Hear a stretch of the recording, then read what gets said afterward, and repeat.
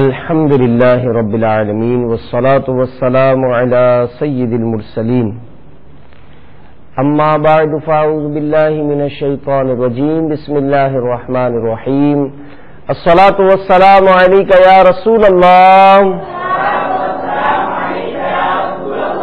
وعلی آلک واصحابک یا حبیب اللہ الصلاة والسلام علیک یا نبی اللہ وعلی آلک واصحابک یا نور اللہ. السلام علیکم ورحمۃ اللہ وبرکاتہ. پیارے پیارے مدنی منوں، کیسے ہیں آپ؟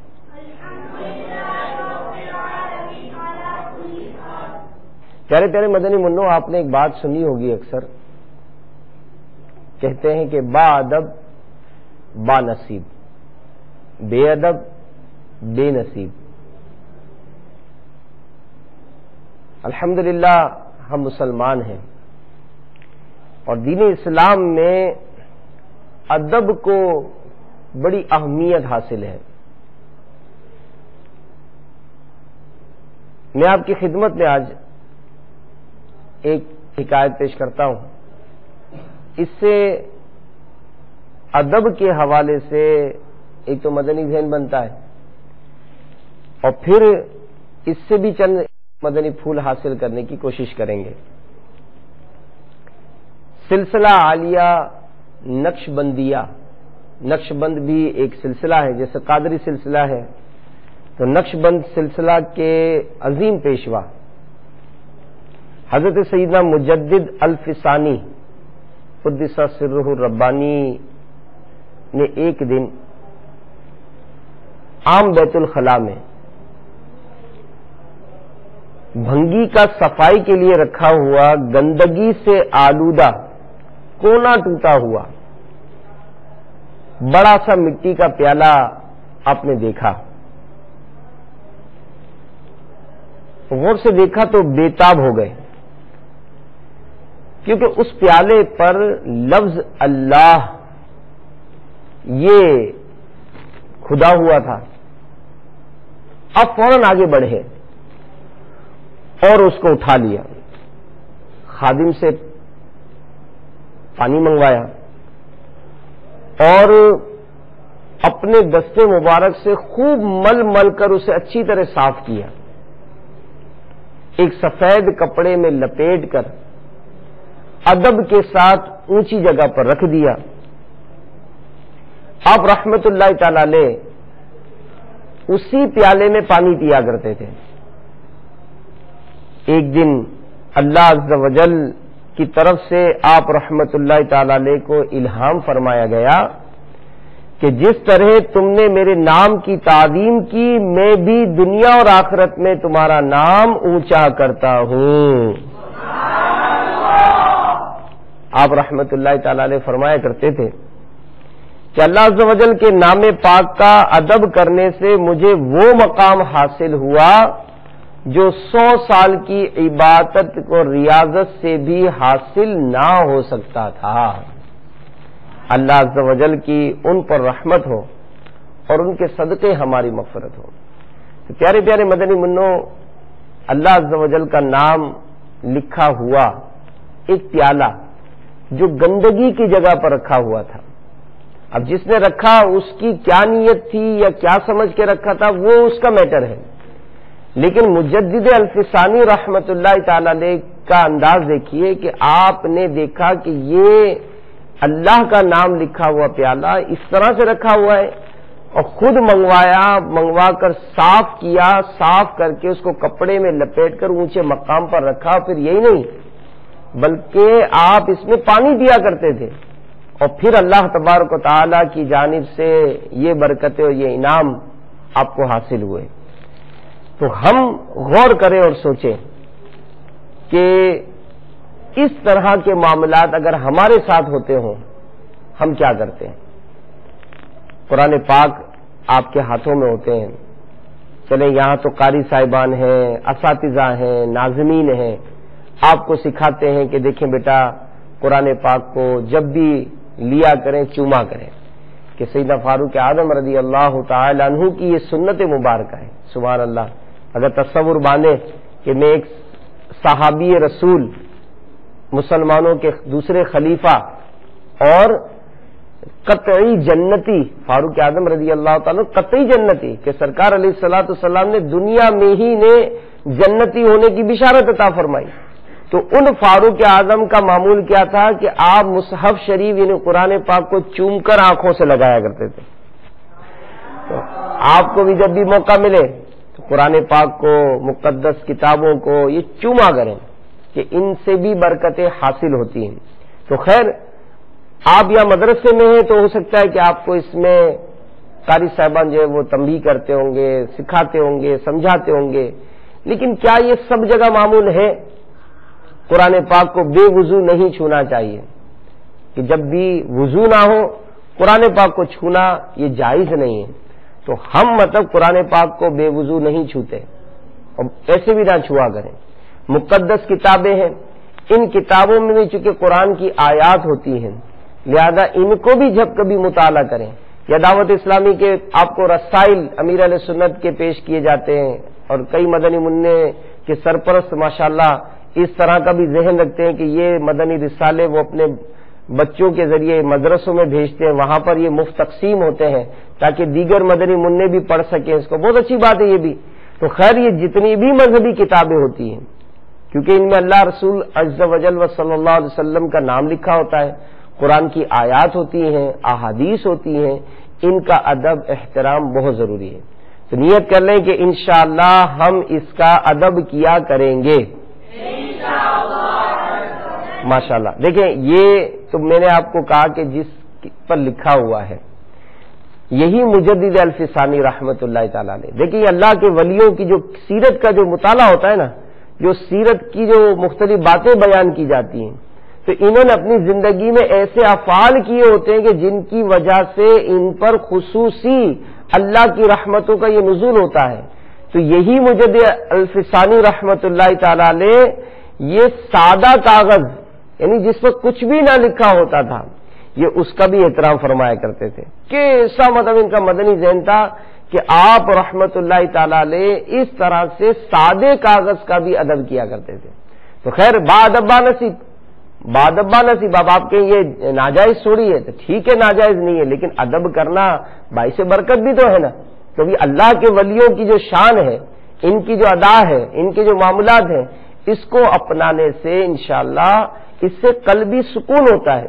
اور یہ یاد رکھیے کہ نیک لوگوں کے تذکرے کے وقت اللہ کی رحمتوں کا نزول ہوتا ہے، تو جب کبھی اللہ کے نیک بندوں کا تذکرہ ہو تو اللہ کی رحمتوں کا نزول ہوگا۔ تو اب جب اللہ کے ان نیک بندوں کے معاملات کو ہم اپنائیں گے اور ہم اگر اپنی زندگی میں اس کو نافذ کریں گے تو آپ خود سوچیں کہ اس پر ان کی توجہ کس قدر زیادہ ہوگی۔ تو انشاءاللہ اگر ان نیک لوگوں کے تذکرے کو سن کر ان کی اداؤں کو ادا کرتے رہیں گے تو انشاءاللہ ان کی بھی خصوصی برکتیں حاصل ہوں گی۔ اسی کے ساتھ میں آج آپ کی خدمت میں ایک اور بات بھی عرض کرتا ہوں کہ دیکھیں آج ہم سیکھ رہے ادب، بادب بننا ہے نا انشاءاللہ۔ کون کون بادب بنے گا؟ سبحان اللہ، کون کون بادب بنے گا؟ ماشاءاللہ اس سارے مدنی منع جو بادب بننا چاہتے ہیں، ہم سب کو بادب بننا، یا اللہ ہم سب کو بادب بنا، کہیے آمین۔ یا اللہ ہم سب کو بادب بنا، یا اللہ ہم سب کو بادب بنا، بے ادبی سے بچا، بے ادبوں کے شر سے بچا۔ تو یہ دعا بھی کرنی چاہیے، یہ دعا بھی کرنی چاہیے کہ ادب جو ہے یہ بہت بہت ہی بڑی نعمت ہے۔ تو خیر انہی مجدد الفسانی رحمت اللہ تعالی علیہ کا واقعہ سبحان اللہ، کیسا ان کا ذوق تھا، کیسا ان کا شوق تھا، اور کتنی ان کو مطلب اللہ کی خصوصی عطا تھی۔ آپ ایک مرتبہ تحریری کام کر رہے تھے، ضرورتاً آپ استنجا خانے تشریف لے گئے، فوراً واپس آئے اور پانی کا لوٹا منگوا کر بائیں ہاتھ کے انگوٹھے کا ناخن شریف دھویا، یہ ناخن ٹھیک ہے، اس کو دھویا اور دھو کر واپس بیت الخلا تشریف لے گئے۔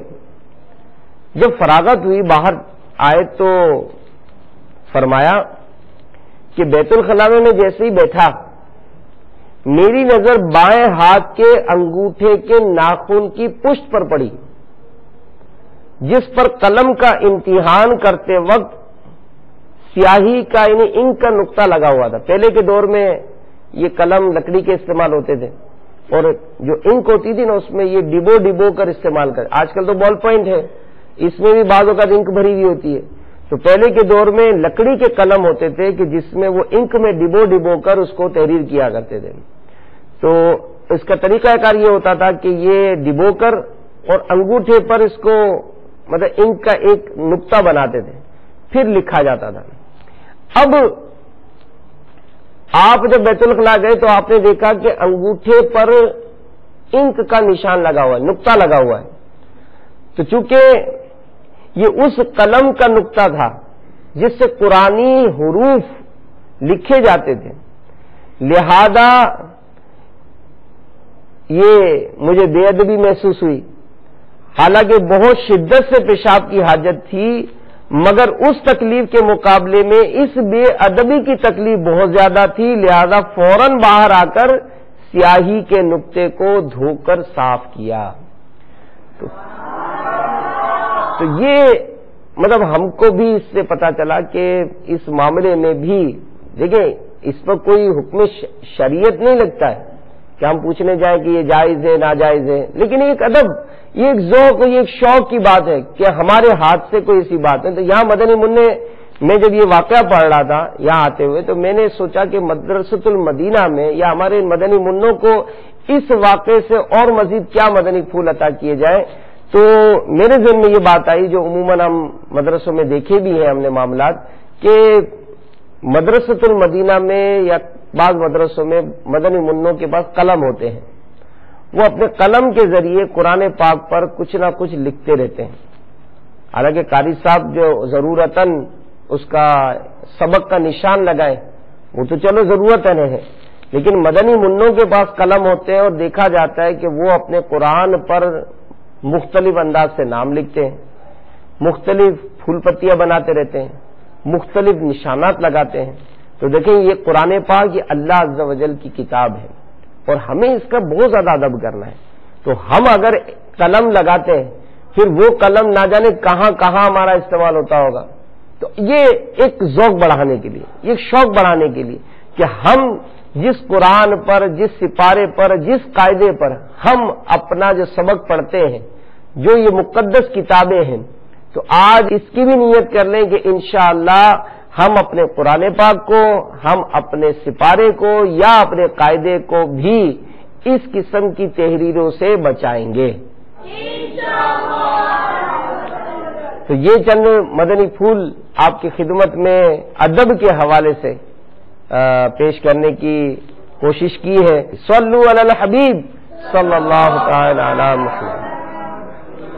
آئیے مرشد کی بارگاہ میں حاضر ہوتے ہیں.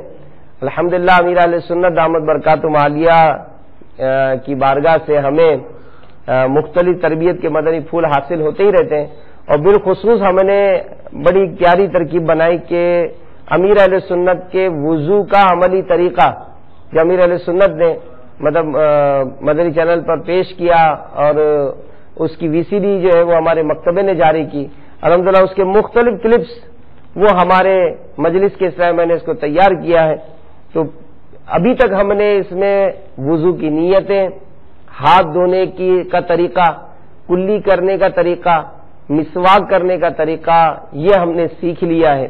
اور مجھے امید ہے کہ انشاءاللہ ہمارے مدنی منع اسی انداز سے پانی چپڑ لینے کا, وضو کرنے سے پہلے پانی کس طرح چپڑنا ہے, کس طرح کون کون سی دعائیں پڑھنی ہے, میں ابھی ٹیسٹ نہیں لے سکتا ہوں لیکن ہمارے قاری صاحبان اگر لیتے رہیں, چلے میں دوہرا دیتا ہوں, امید ہے آپ کو یاد بھی ہوگا کہ وضو کرنے سے پہلے ہمیں بسم اللہ الرحمن الرحیم پڑھنا ہے. کیا پڑھنا ہے؟ اور اسی کے ساتھ ہم نے دعا سنی تھی کہ جو وضو کرتے وقت بسم اللہ والحمدللہ کہہ لے گا تو جب تک اس کا وضو باقی رہے گا فرشتے اس کے لیے نیکیاں لکھتے رہیں گے. تو وضو سے پہلے ہم پڑھیں گے بسم اللہ والحمدللہ اور اسی کے ساتھ ہم نے امیر اہل سنت سے سیکھا کہ درود شریف بھی پڑھنا ہے اور اشہد ان لا الہ الا اللہ و اشہد ان محمدن عبدہ و رسولہ یہ کلمہ شریف بھی پڑھنا ہے. اور اسی کے ساتھ ایک اور عمل ہم نے سیکھا تھا کہ یا قادرو یہ اعضائے وجود ہوتے وقت جو پڑھتا رہے گا انشاءاللہ جنات اور انسان اسے اغوا نہیں کر سکیں گے. تو مدنی منع بھی اس کو ضرور اپنے معمولات میں شامل کریں، انشاءاللہ اس کی برکتیں حاصل ہوں گے. تو آئیے آج ہم امیر علیہ سنت کی بارگاہ سے سیکھتے ہیں کہ ناک میں پانی کس طرح چڑھایا جائے، کیونکہ بات وہی ادب کی بھی ہے اور ہم نے گزشتہ سلسلوں میں فضول خرچی کا بھی سنا تھا کہ کہیں ایسا تو نہیں کہ ہم پانی جو لیتے ہیں وہ پانی زیادہ لیتے ہوں، ناک میں جس طرح پانی چڑھانا چاہیے اس طرح نہیں چڑھا پاتے ہوں. تو آئیے امیر علیہ سنت کی بارگاہ میں حاضری دیتے ہیں اور دیکھتے ہیں کہ امیر علیہ سنت ہمیں درست انداز سے ناک میں پانی چڑھانے کا کیا طریقہ ارشاد فرما رہے ہیں. صلو علی الحبیب صلی اللہ علی محمد. کرم سے تو اپنے یہ توفیق دے رہوں باوضو میں سادا یا الہی. اب ناک میں پانی چڑھانا ہے، ناک میں پانی لگانا نہیں ہوتا. بعض لوگ جلدی جلدی یوں ناک میں پانی لگا لیتے ہیں، تو اس طرح ناک میں بھی پانی نرم باسا نرم ہڈی تک چڑھانا یہ سنت المؤکد ہے وضو میں اور غسل میں فرض. تو پانی کو جب تک سونگھیں گے نہیں وہ چڑھے گا نہیں، پانی کو سونگنا پڑے گا. اگر ناک میں پانی چڑھاتے وقت پانی چڑھ گیا اور حلق میں آ گیا اور روزہ بھی یاد تھا تو روزہ ٹوٹ جائے گا. تو چڑھاتے وقت روزے میں خاص کر احتیاط، لیکن وہ نرم ہڈی تک چڑھانا تو ضرور یہ سنت المؤکد ہے. غسل میں فرض ہے، اگر غسل فرض تھا اور بے احتیاطی کی تو پھر فرض نہیں اترے گا. چلو میں پانی اور بھی احتیاط سے لینا ہے. گرنے کی تو بات دوسری، باہر شریعت میں لکھا ہے کہ ناک میں پانی لگاتے وقت آدھا چلو کافی ہے. تو اب پورا چلو اس طرح ناک میں کھانے چھوٹے سے تو کھانے اس میں کتنا پانی چڑھائیں گے؟ پورا چلو سمائے گا نہیں، بچ جائے گا، پھر آپ کو پھینکنا پڑے گا. تو اس لیے تھوڑا سا پانی لیں، آدھا چلو، کہ وہ دونوں ناک کے نتنوں کو کافی ہو جائے.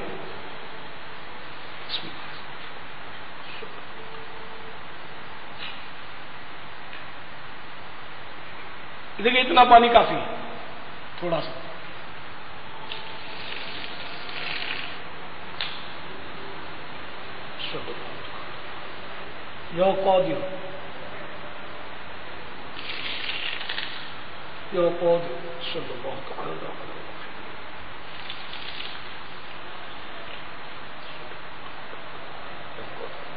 اب الٹے ہاتھ سے ناک سنکنا ہے اور پھر چھوٹی انگلی ناک میں دونوں نتنوں میں گھمانی ہے.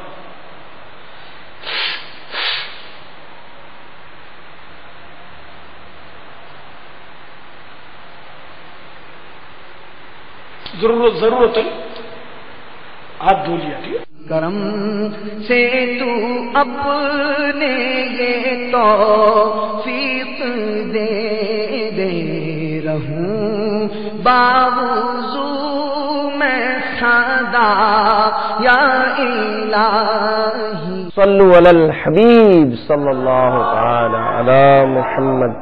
تو پیارے پیارے مدنی منوں اور مدنی چینل کے ناظرین، یہاں پر ایک بات مطلب سمجھ میں یہ آتی ہے کہ وضو سیکھنا بہت ضروری ہے.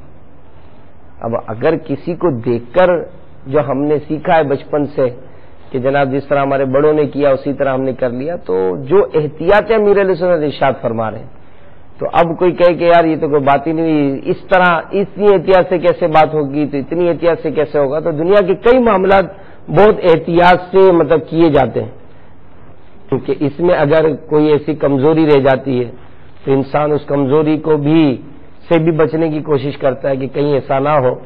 تو اس سلسلے میں جب وہ تیاریوں کا موقع ملتا ہے تو ایک بات ایسی ذہن میں آئی تھی کہ وہی بات کہ اگر کسی کو اعتراض کرنا ہوتا ہے نا، کسی کو کوئی بات سمجھانی ہوتی ہے، تو آپ دیکھتے ہیں کہ بعض اوقات آپ کے ابو جان بھائی جان گاڑی چلا رہے ہوتے ہیں. اب عموماً ٹریفک سگنلز کا احتیاط نہیں کی جاتی، لیکن آج کل بڑے بڑے ملکوں میں اور بڑے بڑے شہروں میں کیمرہ سسٹم ہے کہ کیمرے لگے ہوئے ہیں کہ جہاں پر اگر کسی نے سگنل کو توڑا یا جیسے ہی اس نے جناب کوئی بھی قانونی خلاف ورزی کی تو اس کی تصویر کھینچی جاتی ہے، اور تصویر کھینچنے کے بعد جو ہے وہ اس کو پینلٹی وغیرہ یا جو بھی جرمانہ وغیرہ جو لگایا جاتا ہے. تو دیکھا جاتا ہے کہ اس طرح کے معاملات میں ہمارے کئی لوگ جو ہے وہ احتیاط کرتے ہیں. تو پیارے پیارے مدنی منوں، یہاں ایک بات سمجھنے کی ہے کہ جہاں پر قانون کا ڈر ہوتا ہے، جہاں پر کوئی ایسی بات ہوتی ہے کہ اس میں جناب میرا دنیاوی مال کا نقصان ہوگا، ہم بہت بچنے کی کوشش کرتے ہیں. لیکن ظاہر ہے جو پانی کا اسراف کرتا ہے، وہ پانی کس قدر بڑی نعمت ہے، اس کا اندازہ ظاہر ہے جب کبھی پانی کی شارٹیج ہوتی ہے تو پھر آپ کو پتہ چلتا ہوگا کہ پانی جب کم ہو جاتا ہے یا جناب لائٹوں کا مسائل ہوتے ہیں اور پانی کسی دن ہمارے گھر میں نہیں آیا تو کس قدر جو ہے وہ آزمائش ہو جاتی ہے. تو پانی اللہ کی بہت بڑی نعمت ہے، ہماری زندگی کے لیے بھی بہت ضروری ہے. تو یوں اگر ناک میں پانی چڑھانے کے جو معاملات ہم نے سنے تو اس میں بھی اگر پانی کا اسراف ہوتا ہے تو اس کی بہت ساری آپ کو نقصانات بھی ہوں گے. اور اس میں ایک اور بات یہ کہ آخرت کا بھی نقصان ہے کہ اللہ تبارک و تعالیٰ کی نعمتوں کے بارے میں پوچھا جائے گا. آج جو ہم نے ناک میں پانی ڈالنے کے حوالے سے جو باتیں سنی تو اس معاملے میں یہ دیکھیں دین اسلام کی کتنی خوبصورتی ہے کہ ہمیں ہر معاملے میں جو تربیت دی جا رہی ہے تو جہاں ہماری اخروی آخرت کے معاملے میں اس میں نیکیاں ذخیرہ کی جا رہی ہیں، وہیں پر اس عمل کے سبب ہمیں دنیاوی فوائد بھی حاصل ہوتے ہیں. وہ کیا کہ جو ہم سانس لیتے ہیں، ہم سانس جو لیتے ہیں اس کے لیے ہمیں ایسی ہوا درکار ہوتی ہے جو جراثیم، دھوئیں، گرد و غبار سے پاک ہو. اب ذرا جب سانس لی جاتے ہیں نا تو سانس لینے میں دھواں بھی جاتا ہے، مٹی بھی جاتی ہے، گرد و غبار بھی جاتا ہے، لیکن ناک میں چونکہ بال وغیرہ ہوتے ہیں تو وہ جراثیم وغیرہ کو روکتے ہیں. اب ہم جب وضو کرتے ہیں تو وضو کرنے میں جو ناک کی صفائی کا اہتمام کیا جاتا ہے تو اس صفائی کے اہتمام کی وجہ سے ہماری ناک صاف ہو جاتی ہے. اور پھر اس میں جو ہوا جاتی ہے تو اس ہوا کو بھی اس کی جو ٹیمپریچر ہے، جو حرارت ہے، یہ بھی ایسی ہو جو ہمارے جسم کو اور تقویت دے. تو چونکہ پانی ڈالنے سے اندرونی حصہ تر ہو جاتا ہے، لہذا اب جو ہوا ہماری اندر جاتی ہے وہ بھی ٹھنڈی ہو کر داخل ہوتی ہے. تو اللہ تبارک و تعالیٰ نے ایسی ہوا کو فراہم کرنے کے لیے ہمیں ناک کی نعمت عطا کی اور ہمیں یہ طریقہ ارشاد فرمایا کہ جو وضو کرتا ہے ناک میں پانی ڈال کے ناک کی صفائی کرتا ہے تو یوں اپنے صحت کا بھی وہ بہت زیادہ اہتمام کرنے میں کامیاب ہو جاتا ہے. تو امید ہے کہ ہمارے قاری صاحبان اس معاملے میں بھی اپنے مدنی منوں کو پریکٹیکل کر دکھائیں. ہمارے مدنی منوں کو بھی اب سے تربیت دے دیں، چاہے وہ 7 سال کے ہوں، چاہے وہ 8 سال کے ہوں، 10 سال کے ہوں، 12 سال کے ہوں. یہ ابھی سے ہی دعوت اسلامی کے مبلغ بن کر درست انداز سے وضو سیکھیں تاکہ اپنے گھر والوں کو بھی سکھائیں اور پھر پوری دنیا میں بھی تو جانا ہے نا، کیونکہ ہمارا مدنی مقصد کیا ہے؟ مجھے اپنی اور ساری دنیا کے لوگوں کی اصلاح کی کوشش کرنی ہے انشاءاللہ عز و جل. تو ہم انشاءاللہ خود بھی سنتیں سیکھیں گے، عمل کریں گے اور پھر انشاءاللہ پوری دنیا کے لوگوں کو سکھائیں گے تو اللہ تبارک و تعالی ہمیں شریعت و سنت کے مطابق زندگی گزارنے کی توفیق عطا فرمائے. جو باتیں سیکھی اس پر عمل کرنے، دوسروں کو پہنچانے کی سعادت نصیب فرمائے. آمین بجاہ النبی الامین صلی اللہ تعالی علیہ وآلہ وسلم. السلام علیکم ورحمۃ اللہ وبرکاتہ.